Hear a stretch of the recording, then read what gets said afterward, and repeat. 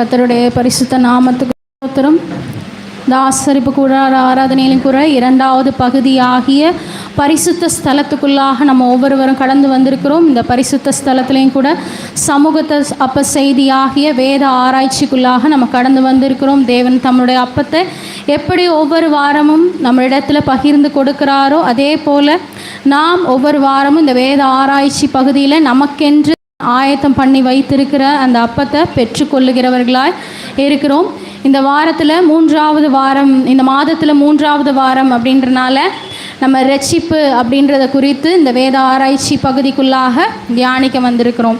இது வரைக்கும் 6 காரியங்களை நம்ம ரட்சிப்போடு இணைத்து பார்த்துருக்குறோம். 5 காரியங்கள் பார்த்துருக்கோம். முதலாவது மாதத்தில் ரட்சிப்புனா என்ன அப்படின்னு ஒரு இன்ட்ரடக்ஷன் பார்த்தோம். அப்புறம் 5 காரியங்களை ஒப்பிட்டு நம்ம ரட்சிப்போடு பார்த்தோம். இப்போ 6வது காரியமாக ரட்சிப்பும் சரீர சுகமும், ரட்சிப்பை எப்படி சரீர சுகத்தோட வேதத்தில் இணைத்து வைத்திருக்கிறாங்க அப்படின்னு சொல்லி ஒரு 7 காரியங்களை நம்ம பார்க்கவிருக்கிறோம். அது எப்படி ரட்சிப்பும் இந்த சரீர சுகம் அப்படின்றத இணைத்து பேசியிருக்காங்க அப்படின்னு சொல்லி முதலாவது நம்ம பார்க்கும்போது, வேதாகமத்தில் மூல மொழியாகிய கிரேக்கத்தில் ரட்சிப்பும் சுகம் இந்த 2 வார்த்தைக்கும் ஒரே வார்த்தையை தான் யூஸ் பண்ணியிருக்காங்க. எங்கெங்கெல்லாம் ரட்சிப்பு வருதோ, எங்கெங்கெல்லாம் சுகம் அப்படின்ற வார்த்தை, குணமளிக்கிறது, இந்த மாதிரி வார்த்தைகள் வருதோ அதற்கு ஒரே வார்த்தையை தான் பயன்படுத்தியிருக்காங்க. அது என்ன வார்த்தைனா சோ அப்படின்ற வார்த்தையை பயன்படுத்தியிருக்காங்க. சோ அப்படின்னா SOZO, இதுதான் அதோட ஸ்பெல்லிங். இந்த சோ அப்படின்ற வார்த்தையை தான் பயன்படுத்தியிருக்காங்க. நம்மளோட பைபிள் தமிழ் அப்படின்றனால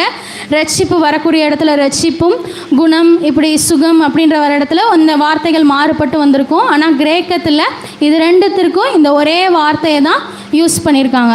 இன்னும் சில வார்த்தைகள் கொஞ்சம் டிஃப்ரெண்ட்டாக திறப்பி அந்த மாதிரி வார்த்தைகள் யூஸ் பண்ணியிருக்காங்க. ஆனால் அதுவும் என்னத்தை குறிக்குதுன்னா அந்த சுகம் அப்படின்றது தான் குறிக்குது. அப்போ ரட்சிப்பும் சுகமும் எப்பொழுதுமே வேதத்தில் எப்படி வருதுன்னா இணைந்தே தான் வருது அப்படின்னு சொல்லி நம்ம பார்க்குறோம். இந்த சோ அப்படின்ற இந்த கிரேக்க வார்த்தைக்கு வேறு என்னென்ன அர்த்தம் அப்படின்னா, ஒரு இது ரட்சிப்பு அப்படின்னு பார்த்தோம், இன்னொன்று மீட்பது, பாதுகாப்பது, குணமாக்குவது. குணமாக்குவது அப்படின்னா என்ன அப்படின்னு நம்மளுக்கு நார்மலாக நம்ம என்ன தெரிஞ்சுருக்கோன்னா, ஏதோ ஒரு குறை இருக்குது, ஏதோ ஒரு சுகம் இல்லாமல் இருக்காங்க அப்படின்னா அதில் சுகம் பெற்றுக்கொள்வது, அதுதான் குணம் அப்படின்னு. இன்னொன்று என்ன அப்படின்னா முழுவதுமாக குணமடைவது. அதாவது இங்கிலீஷில் எப்படி சொல்கிறாங்கன்னா, ஒன்று ஹீல் அப்படின்னு சொல்கிறாங்க, இன்னொன்று மேக்கிங் ஹோல். அவங்க எங்கே குறையாக இருக்காங்களோ அந்த இதை குணப்படுத்தி அவங்கள முழுமையானவங்களாம் மாற்றுறது அப்படின்றது தான். இப்போ ரட்சிப்புக்குமே என்ன நம்ம சொல்லுவோம், நம்மளோட பாவ வாழ்க்கையிலேருந்து, நம்மளோட ஆவி ஆத்மா சரீரத்தில் செய்த பாவம் அக்கிரமம் மீறுதல்லேருந்து நம்மளை மீட்டு எடுக்குது, நம்மளை முழுமையாக்குது அப்படின்னு தான் சொல்லுவோம். அதே போல் அந்த ரட்சிப்பு கிடைச்ச நம்ம முழுமையாக சரீரத்துலேயும் சுகம் பெற்றுக்கொள்ளணும், முழுமையாக சரீரத்தில் சுகத்தை பெற்றுக்கொண்டோன்னு நம்ம விசுவசிக்கணும். அப்படின்றதுனால தான் இது 2த்தையும் இணைச்சு நம்மளுக்கு சொல்லியிருக்காங்க. இப்போ முதலாவது படியாக நம்ம என்ன பார்க்குறோன்னா, ஒரே வார்த்தையில் அமைந்த ரட்சிப்பும் சுகமும், இது 2ம் ஒரே வார்த்தையில் அமைஞ்சிருக்கு அப்படின்றத புதிய ஏற்பாட்டில் பாவ மன்னிப்பிற்கும் சரீர சுகத்திற்கும் ஆவியானவர் இந்த கிரேக்க வார்த்தையாகிய ஒரே வார்த்தையை தான் பயன்படுத்தியிருக்காரு. அது என்ன வார்த்தை? சோ அப்படின்ற வார்த்தையை தான் யூஸ் பண்ணியிருக்காரு. அப்போ அதற்கான அந்த வேத பகுதி பார்த்திங்கன்னா மார்க்கு 5:34, மார்க் 5:34 எடுத்து வாசிப்போம். இது நம்மளுக்கு தெரிஞ்ச வசனம் தான். நிறைய பேர் இதுக்காக நம்ம ப்ரேயர் பண்ணியிருப்போம். பெரும்பாடுள்ள ஸ்திரியை குறித்து தான் இந்த வசனத்தில் கொடுத்துருக்காங்க. மார்க் 5:34, மகளே, உன் விசுவாசம் உன்னை ரட்சித்தது, நீ சமாதானத்தோடு போய் உன் வேதனை நீங்கி சுகமாயிரு என்றார். மகளே, உன் விசுவாசம் உன்னை ரட்சித்தது. முதலாவது விசுவாசத்தினால தான் நம்மளுக்கு ரட்சிக்கு வரும் அப்படின்னு சொல்லி நம்ம எல்லாருக்குமே தெரியும். விசுவாசனால தான் நம்ம ஒவ்வொருவரும் இங்கே ரட்சிக்கப்பட்டு இருக்கிறோம் அப்படின்றது நமக்கு தெரியும். அப்போ அந்த விசுவாசத்தினால முதலாவது அந்த பெரும்பாடு உள்ள ஸ்திரீ எதை பெற்றுக்கொண்டா? ரட்சிப்பை பெற்றுக்கொண்டா. அதுக்கப்புறம் நீ சமாதானத்தோட போய் உன் வேதனை நீங்கி சுகமாயிருன்னு சொல்லி தேவன் சொல்கிறார், இயேசு சொல்கிறார். அப்போ முதலாவது ரட்சிப்பை பெற்றுக்கொள்கிறோம், அடுத்ததாக நம்ம சுகத்தை பெற்றுக்கொள்ளுகிறோம் அப்படின்றத நம்ம ஒவ்வொருவருமே உணர்ந்து கொள்ளணும். நம்ம எல்லாருமே என்ன சொல்கிறோம் அப்படின்னா, நான் ரட்சிக்கப்பட்டேன்னு போய் எல்லார்ட்டையுமே சொல்கிறோமே தவிர, அடுத்த வார்த்தையை எப்படி இருக்கீங்கன்னு கேட்கும்போது அதுவா கொஞ்சம் இந்த பிரச்சனையெல்லாம் இருக்குது அப்படின்னு சொல்லி நம்ம சொல்கிறோம். ஆனால் ரட்சிப்புன்றது எப்பொழுதுமே எதோட இணைஞ்சு வருதுன்னா சுகம், நம்ம சரீர சுகத்தோடையும் அது சேர்ந்து தான் வருது. அப்போ ரட்சிக்கப்பட்ட நம்ம எப்படி ரட்சிப்பை முழுமையாக தேவன் என் பாவத்தை மன்னித்தாரு அப்படின்னு சொல்லி பிலீவ் பண்ணுறோமோ, அதே போல் என் சரீரத்தில் உள்ள எல்லா சுகத்தையும் அவர் சுகப்படுத்தினாருன்னு சொல்லி நம்ம அதையும் விசுவசித்து அதையும் அறிக்கையிடணும். யாராவது கேட்டாங்கன்னா எனக்கு எல்லாம் நான் சுகமாக இருக்கேன் அப்படின்னு சொல்லி தான் நம்ம சொல்லணும். நம்மளே இப்படி சொல்லும் போது அவங்க ரட்சிப்புக்குள்ளேயும் வரமாட்டாங்க, யாரும் அந்த சரீர சுகத்துக்குள்ளேயும் வரமாட்டாங்க. அதனால் இப்படியா ரட்சிப்பையும் சுகத்தையும் தேவன் ஒரே வார்த்தையில் வச்சு ஒரே மாதிரி தான் இது எல்லா காரியத்தையும் செய்து வந்திருக்கிறார் அப்படின்னு சொல்லி நம்ம புதிய ஏற்பாடில் பார்த்துருக்கோம். இதான் முதலாவது படி. இரண்டாவது படியாக சிலுவை மரணத்தில் பாவமும் வியாதியும் தீர்க்கப்பட்டது. இரண்டாவது படியாக சிலுவை மரணத்தில் பாவமும் வியாதியும் தீர்க்கப்பட்டது. இதில் இயேசு கிறிஸ்து சிலுவையில் தொங்கின போது நம்மளோட ஆத்மாவின் பாவங்களை மாத்திரமில்லை, நம்மளோட சரீரத்தில் இருந்த ஒவ்வொரு வியாதிகளையும் சேர்ந்து தான் சுமந்து தீர்த்தார். நமக்கு மீட்பும் சுகமும் சிலுவையில் ஒன்றா தான் கிடச்சிது. இது வரைக்கும் நம்மளோட பாவத்துக்காக தான் இயேசு சிலுவையில் இது பண்ணார் அப்படின்னு சொல்லி நம்ம எல்லாருமே சொல்லுவோம். அவர் அதற்காக மட்டும் இல்லை, நமக்கு சரீர சுகத்தை கொடுக்கவும் தான். அதனால தான் ரட்சிப்பும் சுகமும் எப்பொழுதுமே சேர்ந்து வருது அப்படின்றத பார்க்குறோம். அதனால் சிலுவையில் இயேசு நமக்காக உயிரை கொடுத்தது வெறுமனே நம்மளை மீட்கிறதுக்காக மட்டும் இல்லை, பாவத்தின் உலகத்திலேருந்து மீட்கிறதுக்காக மட்டும் இல்லை, நமக்கு எல்லா வியாதியிலிருந்தும் நம்மளை மீட்டு விடுதலை கொடுக்கவும் தான் அந்த சிலுவையில் அவர் தொங்கினார் அப்படின்றதற்கான வசனம் பார்த்தீங்கன்னா ஏசாயா 53:5. ஏசாயா 53:5 மீறுதல்கள் நிமித்தம் காயப்பட்டு அவருடைய சமாதானத்தை உண்டு போன மாக்கினை அவர் மேல் வந்தது, அவருடைய தழும்புகளால் குணமாகிறோம்.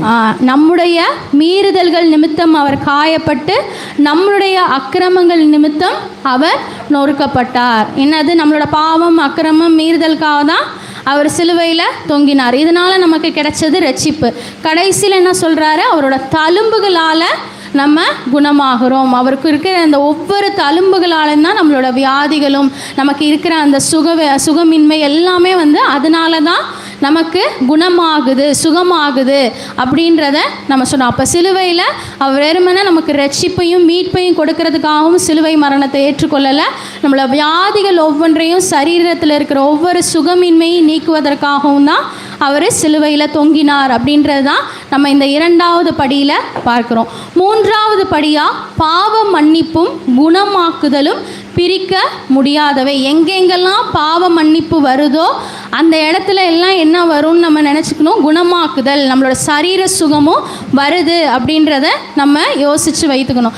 தேவன் நம்மளோட அக்கிரமங்களை மன்னிப்பது, நம்மளோட நோய்களை குணமாக்குவது தான் அவரோட ரட்சிப்பின் திட்டம். வெறுமனே நம்மளோட பாவத்தை பாவத்திலேருந்து நம்மளை மீட்கிறதற்காகவும் அதை மன்னிக்கிறதற்காகவும் அவர் வரல. அவர் வந்தது நமக்கு எல்லா சுகத்தையும் தரணும். அப்படின்னா நம்ம ஒருத்தவங்களை நம்ம ரட்சிப்புக்குள்ளே வர வைக்கணும் அப்படின்னாலே ஏதாவது ஒரு பிரச்சனை இருந்தால் அவங்கக்கிட்ட நம்ம சொல்லுவோம், நீங்கள் இங்கே வாங்க உங்களுக்கு சுகம் கிடைக்கும் அப்படின்னு நம்ம சொல்கிறோம்.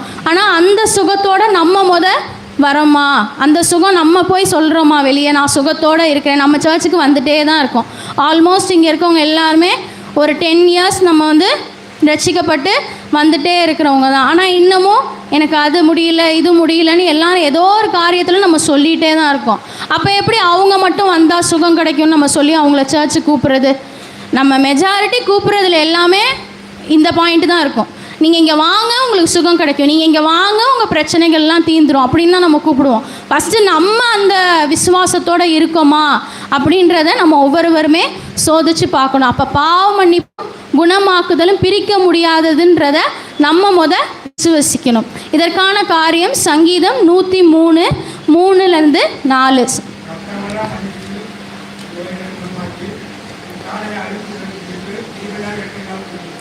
அவர் உன் அக்கிரமங்களை எல்லாம் மன்னித்து உன் நோய்களை எல்லாம் குணமாக்கி உன் பிராணனை அழிவுக்கு விலக்கி மீட்டு. இதுதான் நம்மளுக்கு முக்கியமான அந்த 2 வசனத்தில் முக்கியமானது. அவர் நம் அக்கிரமங்களை மன்னித்தார். அது முதலாவது. அடுத்தது என்ன? இதோட சேர்த்து பாவ மன்னிப்பும் குணமாக்குதலும் பிரிக்க முடியாது. அடுத்த கூற்று என்ன இருக்குது?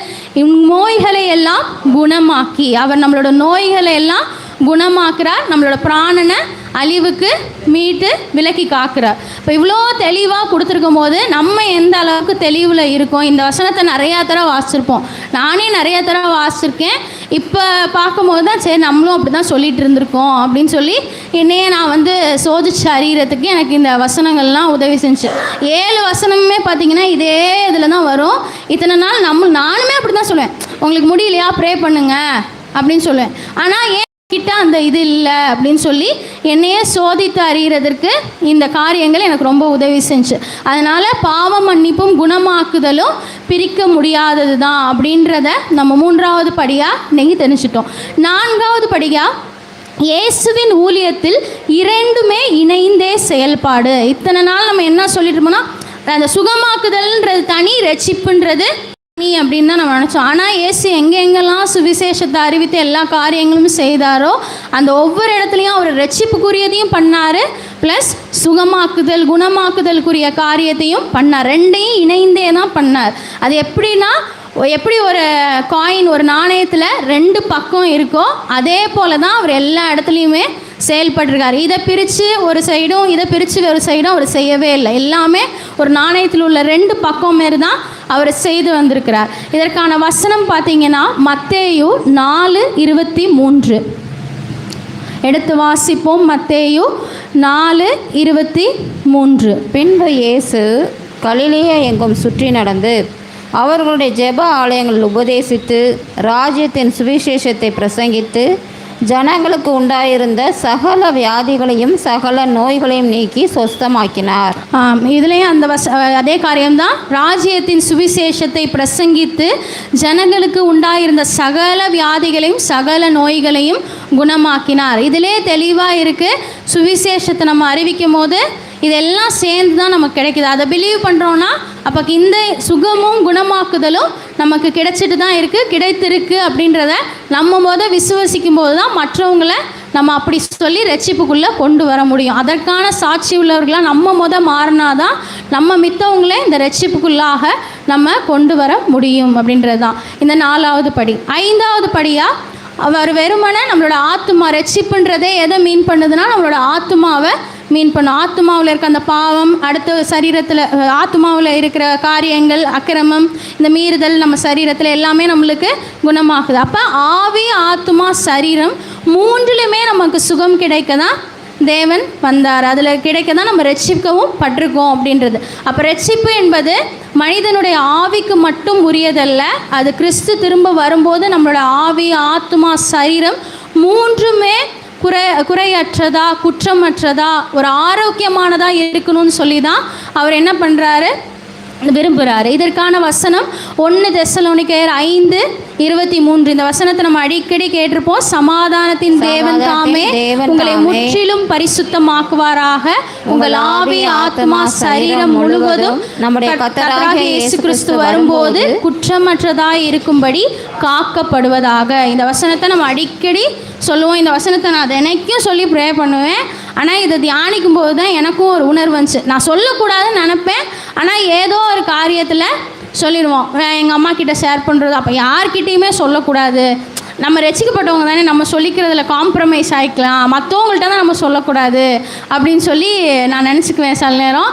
ஆனால் யார்கிட்டையுமே சொல்லக்கூடாது, அதையும் தேவன் ஒருத்தர்கிட்ட தான் நம்ம சொல்லணும் அப்படின்றத நம்ம இதுலேருந்து கற்றுக்கலாம். என்னென்னா வெறுமனை நம்ம இப்போ ரட்சிக்கப்பட்டுட்டோம் அப்படின்னாலே அது 30மா 60மா 100மா பலன் தந்து நம்ம போகும்போது தான் இயேசுவோட வருகையில் நம்ம போக முடியும். நம்ம ஒவ்வொருவருமே அதை உணர்ந்துருக்கிறோம். ப்ளஸ் அது ஆரோக்கியமானதாகவும் இருக்கணும். அப்போ ஆரோக்கியமான உடல் அப்படின்னா நம்ம எதை சொல்லுவோம்? எந்தவித வியாதியும் இல்லாமல் இருக்கிறது தான் நம்ம சொல்லுவோம். நம்ம சரீரத்தில் மட்டும் இல்லை, நம்ம சரீரத்தில் இருக்க வியாதியை மட்டும்தான் பார்க்குறோமே தவிர நம்மளோட ஆவியிலையும் ஆத்மாவிலையும் என்னென்ன வியாதிகள் இருக்குது அப்படின்றத பார்க்க மாட்டோம். நம்ம ஆவி, ஆத்மா குறையுள்ளதா, இயேசு சொன்ன வார்த்தையின்படி நடக்கலைனா தான் சரீரத்தில் அது வியாதியாக வெளிப்படும். நிறைய இப்போ சுத்திகரிப்பில் கூட பார்த்தோம், கோபம் வந்தால் தான் ஹார்ட் அட்டாக் வரும், பிபி வரும், சுகர் வரும், எல்லாமே வரும்.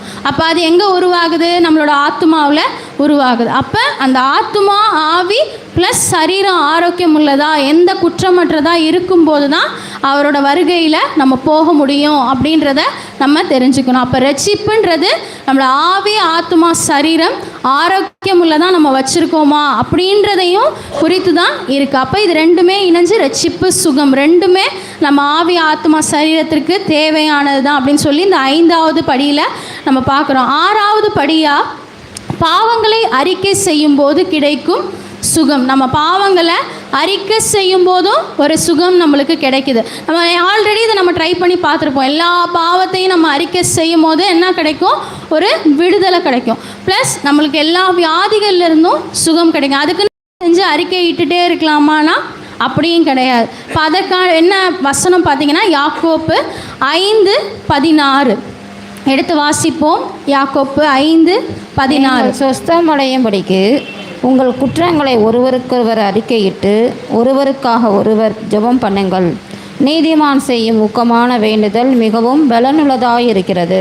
நீங்கள் குணமடைய உங்கள் குற்றங்களை ஒருவருக்கொருவர் அறிக்கை பண்ணி ஒருவருக்காக ஒருவர் ஜெபம் பண்ணுங்கள். அப்போ நம்மளோட குற்றம் நீங்கணும், நம்ம முழுவதுமாக சுகம் அடையணும் அப்படின்றது தான் யாக்கோபு இந்த வசனத்தில் அழகாக சொல்லியிருக்காரு. அதை நம்ம ஒருவருக்கு ஒருவர் என்ன பண்ணணும்னா அறிக்கையிடணும். யார்கிட்ட நம்மளுக்கு பிரச்சனையோ அவங்கக்கிட்ட போயே அதை சொல்லி அறிக்கையிட்டு சொல்லிடணும். இல்லை என்னால் முடியல அப்படின்ற பட்சத்தில் அவங்களுக்காக ஜெபம் பண்ணணும். அவங்கள வச்சு மனசுக்குள்ளே வச்சு நம்ம திட்டிகிட்டே இருக்கும்போது அடுத்ததான காரியங்கள் நமக்கு தான் இன்னும் வியாதி எல்லாமே வருமே தவிர நம்ம ரட்சிக்கப்பட்டதுக்கு எந்த ஒரு பயனுமே இல்லை. நம்ம இது வரைக்கும் ரட்சிப்பு தனி, நம்ம சரீரத்தில் வர வியாதிகளோ இல்லை மற்றதில் வர வியாதிகளோ தனி அப்படின்னு நினைக்கிறோம். நம்ம ரட்சிக்கப்பட்டோம் அப்படின்னாவே இந்த காரியங்களும் இணைந்தே வருது அப்படின்றத நம்ம அறிந்து கொள்ளணும். அதை தான் இது ரட்சிப்பு ஒரு அஸ்திபாரம். அதுக்கப்புறம் நம்மளோட வாழ்க்கை எப்படி போகுது சொன்ன மாதிரி 30, 60, 100 பலன் தருகிறது.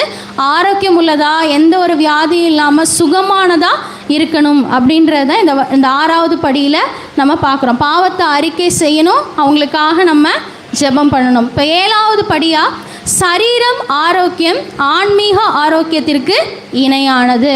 அப்போ என்னோடய ஸ்பிரிச்சுவல் லைஃப்பில் நான் ஆரோக்கியமானதாக இருக்கேன், நான் எல்லாமே பண்ணுறேன், காலையில் எழுந்திரிச்சு நான் ப்ரேயர் பண்ணுறேன், நான் 3 முறை 7 முறை ஜெபிக்க சொல்கிறாங்க, ஜெபம் பண்ணுறோம், எல்லாம் பண்ணுறோம் அப்படின்னு சொல்லி நம்ம எல்லாமே சொல்லுவோம். அப்போ ஏன் நம்மளுக்கு சரீரத்தில் சுகம் இல்லாமல் போகுது அப்படின்றத நம்ம யோசிக்கணும். இப்போ யோவான் தன்னோட நிருபத்தில் சொல்லிடுறார், ஒரு விசுவாசனுடைய ஆத்துமா ரட்சிக்கப்பட வாழ்வடைந்து அவன் அளவு முக்கியமோ அது அளவு எப்படின்னா சரீர ஆரோக்கியத்தில் இருக்கிறத வச்சு தான் நம்ம சொல்ல முடியும். அவன் எப்படிப்பட்ட ஸ்பிரிச்சுவல் லைஃப்பை லீட் பண்ணுறான் அப்படின்றத அவன் சரீர ஆரோக்கியம் எப்படி இருக்குன்றதை வச்சு தான் எல்லாருமே சொல்லுவாங்க. இப்போ நம்மளே எல்லாம் இது பண்ணுறோம், எல்லாம் இவங்க எல்லாம் நல்லா தான் பண்ணுறாங்க, ப்ரே பண்ணுறாங்க, எல்லாம் பண்ணுறாங்க, ஏன் இவங்களுக்கு இவ்வளோ வியாதி வருது அப்படின்னு சொல்லி நம்மளே சொல்லணும். என்ன இவங்க எல்லாம் ஜெபிக்கிறாங்க, இது பண்ணுறாங்க. சில பாஸ்டர்ஸே எடுத்துக்கோங்க, அவங்களுக்கு ஏன் இப்படி வருது? ஒரு சில நேரம் அது வேறு ஒரு காரியங்களுக்காக இருக்கும், அது கர்த்தருடைய சித்தமாக இருக்கும். ஒரு சில நேரம் அவங்களோட ஆவிக்குரிய வாழ்க்கை அவங்க சோதித்து பார்க்கணும். அது சரீரத்தில் ரிஃப்ளெக்ட் ஆகும்போது ஆவிக்குரிய வாழ்க்கை சரியாக இருக்குதா அப்படின்னு சொல்லி அவங்க பார்க்கணும். இதுக்கான வசனம் 3 யோவான் 2வது வசனம். 3 யோவான் 1:2 பிரியமானவனே உன் ஆத்துமா வாழ்கிறது போல நீ எல்லாவற்றிலும் வாழ்ந்து சுகமாய் இருக்கும்படி விரும்புகிறேன். இதில் என்ன, நம்ம ஆத்துமா எப்படி வாழுதோ அதே போல தான் நம்ம சரீரத்தில் சுகமாக இருப்போம். நம்மளோட பேசுகிற வார்த்தையாக இருக்கட்டும், நம்ம யோசிக்கிற எண்ணங்களாக இருக்கட்டும். நான் மனசுக்குள்ளே தானே யோசிக்கிறேன், அது என்ன வெளியே தெரிய போகுதா அப்படின்னு நம்ம நினைப்போம். அது வெளியே இருக்கவங்களுக்கு தெரிய போகிறதும் கிடையாது நம்ம யாரை பற்றி நினைக்கிறோன்ட்டு. ஆனாலும் அது எதில் காட்டி கொடுத்துருன்னா நம்மளோட சரீரத்தில் காட்டி கொடுத்துரும். இதுக்கு தான் ஒரு பழமொழியும் உண்டு, அகத்தின் அழகு முகத்தில் தெரியும். மனசுக்கு நம்ம நினைப்போம் மனசுக்குள்ளே தானே நம்ம இப்படி இருக்கோம், ஒன்றும் தெரியாதுன்னா நம்ம ஃபேஸில் நல்லா காட்டி கொடுத்துரும். இங்கிலீஷ்லேயும் அது அழகானது தான், face is the index of mind. ஒவ்வொரு நோட்டுக்கும் பார்த்திங்கன்னா ஒரு இண்டெக்ஸ் பேஜ் இருக்கும். அந்த நோட்டுக்குள்ளே என்ன இருக்குன்னு அந்த இண்டெக்ஸ் பேஜை வச்சு நம்ம தெரிஞ்சுக்கலாம். அதுதான் நம்மளோட ஃபேஸ். நம்ம நிறைய நேரம் அதை மறந்துடுறோம். அப்போ அதுதான் நம்மளோட ஆத்மா எந்த அளவுக்கு இருக்குது அப்படின்றத நம்மளோட சரீர சுகத்தை வச்சு நம்ம தெரிஞ்சு கொள்ளலாம். இன்னும் பார்த்தீங்கன்னா ஒவ்வொரு இப்போ ஒரு சம்பவங்கள் இதெல்லாம் நம்மளுக்கு தெரிஞ்ச சம்பவங்கள் தான். அது எப்படின்னா அங்கே ரட்சிப்பும் சுகமும் எப்படி இயேசு வந்து அங்கே கொடுத்துருக்கிறார் அப்படின்றது பார்த்தீங்கன்னா ஒரு 4 பேர். இதில் ஏற்கனவே பெரும்பாடுள்ள ஸ்திரீ நம்ம பார்த்துட்டோம், மார்க் 5:34. அடுத்தது குருடனான பர்த்திமேயு. இவனுக்கு என்னென்னா ஃபஸ்ட்டு என்ன பண்ணியிருக்காரு அப்படின்னா ரட்சிப்பை கொடுத்து சுகத்தை கொடுத்துருக்கிறார். இது மத்தேயு 10:52 இருக்குது, நம்மளுக்கு தெரிஞ்சனால வாசிக்க வேண்டாம். இன்னொன்று அந்த பக்கவாதக்காரன், அவனுக்கும் அப்படி தான். மார்க் 2:5-12 ஃபஸ்ட்டு உன்னோட பாவம் மன்னிக்கப்பட்டதுன்னு சொல்லி ரட்சிப்பு தான் கொடுப்பார். அதுக்கப்புறம் இவர் யார் பாவத்தை மன்னிக்கன்னு எல்லாரும் கேட்டதுக்கப்புறம் அவனுக்கு சரீர சுகத்தையும் கொடுத்து எழுந்து நடந்து போன்னு சொல்லிடுவார். அப்போ 2 சுகத்தையும் அவர் ரட்சிப்பையும் சுகத்தையும் சேர்த்து தான் அவர் அந்த இடத்துலையும் பண்ணியிருக்காரு. அடுத்து குஷ்டரோகிக்கும் அப்படி தான். ஃபஸ்ட்டு பாவத்தை மன்னித்து அதுக்கப்புறம் அவனோட குஷ்டரோகம் நீங்கும்படி செய்திருப்பார். அப்போ எல்லாமே வந்து சேர்த்து தான் அவனோட பாவம் மன்னிக்கப்பட்டு அவன் சரீர சுகத்தையும் பெற்றுக்கொண்டான் அப்படின்றது தான் நம்ம பார்க்கணும். இப்போ நம்ம ரட்சிக்கப்படும் போது ஞானஸ்தானம் வாங்கும் போதும் எதுக்கு வந்து தண்ணியில் நம்மளை முழுசாக முழுகி எழுப்புறாங்க அப்படின்னா ஒரு காரியம் பாவம் அக்கிரமம் மீறுதல் கழுவப்பட்டது அப்படின்னு. இன்னொன்று நம்ம இருக்கிற அந்த சரீரத்தில் இருக்க எல்லா வியாதிகளும் கழுவப்பட்டது, சுகமாக்கப்பட்டது, குணமாக்கப்பட்டதுன்னு நம்ம விசுவசிக்கும் போது அது நம்மளுக்கு இல்லாமல் போகும். நம்ம எல்லாருமே ஆனால் என்ன நினைக்கிறோம், அந்த பாவம் அக்கிரமம் மீறுதல் மட்டும்தான் எனக்கு போயிருக்கு, இன்னும் சரீரத்தில் உள்ளதெல்லாம் அப்படி தான் இருக்கும், டாக்டர்கிட்ட போனால் தான் சரியாகும், இப்படி தான் நம்ம நினைக்கிறோம். ஆனால் நம்மளுக்கு இருக்கிற பெரிய மருத்துவரே இயேசு தான், தேவன் தான். அவரோட வார்த்தையை நம்ம உட்கொள்ளுகிறவர்களாக இருக்கும்போது ரெண்டுமே நமக்கு சேர்த்து தான் நடக்குது அப்படின்றத நம்ம பிலீவ் பண்ணணும். இதுக்கு என்ன ஒரு கதை அப்படின்னு பார்த்தீங்கன்னா, எப்போதுமே கதை சொல்கிறனால எனக்கு அப்படியே பழகிடுச்சு. ஒரு கதை பார்த்தீங்கன்னா என்ன அப்படின்னா, ஒரு சின்ன பையன் ஒரு அழகான ஒரு வரைபடம் வந்து வரைஞ்சி வச்சுருக்கான். அது என்ன ஆகுதுன்னா அவன் செய்யும் போது கிழிஞ்சிருது. அது கிளியவும் அவன் என்ன சொல்லிடுறான், அம்மா இது கிழிஞ்சிருச்சு, அதனால் நீங்கள் தூக்கி போட்டுருங்க, வேறு வரைஞ்சிக்கலாம் அப்படின்னு சொல்லிடுறான். ஆனால் அவங்க அம்மா என்ன பண்ணுறாங்க, அதை எடுத்து வச்சு அதை எங்கெங்கெல்லாம் கிழிஞ்சிருக்கோ அந்த இடத்துல செல்லோ டேப்லாம் ஒட்டி அதை இன்னும் கொஞ்சம் என்ஹான்ஸ் பண்ணி அழகாக வந்து அதை படமாக மாட்டி வீட்டில் வச்சுருக்காங்க. உடனே அந்த பையன் கேட்குறான், ஏமா அதான் கிழிஞ்சிருச்சு நீங்கள் தூக்கி போடுங்கன்னு நான் சொல்லிட்டேனே, அப்புறம் ஏன் நீங்கள் அதை வச்சுருக்கீங்க அப்படின்னு கேட்கும்போது, இது என்னோடய பையன் வரைஞ்சது அதனால நான் இதை வச்சுருக்கேன். ஆனால் அவன் சொல்கிறேன், இதில் ஆனால் கிழிஞ்சது எதுவுமே தெரியலையே அப்படின்னா, அந்தளவுக்கு நான் எல்லாம் பண்ணி நான் வச்சுருக்கேன்ப்பா அப்படின்னு சொல்கிறாங்க. அதே போல் தான் அழகான வரைபடமாக தான் நம்ம ஒவ்வொருவரையும் தேவன் உருவாக்கினார். நம்ம நாளடைவில் அங்கங்கே கிழிச்சு கொஞ்சம் அசிங்கமாக்கிட்டோம், சரி ஓகே அப்படின்னு ரசிக்கப்பட்டு ஒரு புது படமாக மாறிட்டோம் நம்ம நினைக்கிறோம். ஆனால் முழுசாக என்ன பண்ணலை, நம்ம மாற மாட்டோம். தேவன் நம்மளை முழுசாக மாற்ற தான் ரட்சிப்பை தந்தார். நான் சொன்ன மாதிரி அந்த முழுமை நம்மக்கிட்ட இருக்க அந்த குறைகள் எல்லாவற்றையும் மாற்றி நம்மளை முழுமையாக தான் திருப்பி அவர் தந்திருக்கிறார். இன்னும் கொஞ்சம் என்ஹான்ஸ் பண்ணி நான் அதில் சொன்னேன் பார்த்தீங்களா, இன்னும் விசேஷித்தவர்களாக தான் நம்மளை ரட்சிப்புக்கு அப்புறம் மாற்றிருக்கார். ஆனால் நம்ம அதை உணராதவர்களாகவே தான் இருந்துகிட்ருக்கோம். அப்போ இன்னுமே நம்ம சொல்லும் போது நான் ரட்சிக்கப்பட்டேன் அப்படின்னு நீங்கள் சொல்லலாம். இன்னொன்று எல்லா சரீர சுகத்தோட நான் முழுமையாக்கப்பட்டேன் அப்படின்னா இனிமேல் நம்ம சொல்லணும். அதுதான் இந்த ரட்சிப்பும் சரீர சுகமும் சேர்ந்து வரத்துக்கு நான் முழுமையாக்கப்பட்டேன் அப்படின்றத நம்ம ஒவ்வொருவரும் நினச்சாதான் நம்ம அதை சொல்ல முடியும். நான் சும்மா இதையும் நம்ம ரட்சிக்கப்பட்ட மாதிரியே சும்மா சொல்லிகிட்டு இருந்தோன்னா அவ்வளோதான், ஆண்டவரோட வருகையில் போகிறது ஒரு பெரிய கேள்விக்குறியாயிரும் நம்மளோட வாழ்க்கையில். அப்போ இதுக்கு மேலே நம்ம எப்படி தான் இருக்கணும் அப்படின்னா, ரட்சிக்கப்பட்டேன்னு சொல்கிறத விட இன்னும் நான் இயேசுவால் ரட்சிக்கப்பட்டு எல்லா சரீர சுகத்தோடு நான் முழுமையாக்கப்பட்டேன் அப்படின்னு சொல்லி நம்ம சொல்லணும். அப்படியாக இந்த 2 காரியமும் இணைந்து கிரேக்கத்தில் வர மாதிரி நம்மளோட வாழ்க்கையிலையும் இது 2 இணைந்து வரணும் அப்படின்னு சொல்லி இந்த ரட்சிப்புக்கான சரீர சுகத்தையும் சேர்த்து நம்ம ஒப்பு கொடுத்து தேவனோட சமூகத்துக்குள்ளாக ஜெபிப்போம்.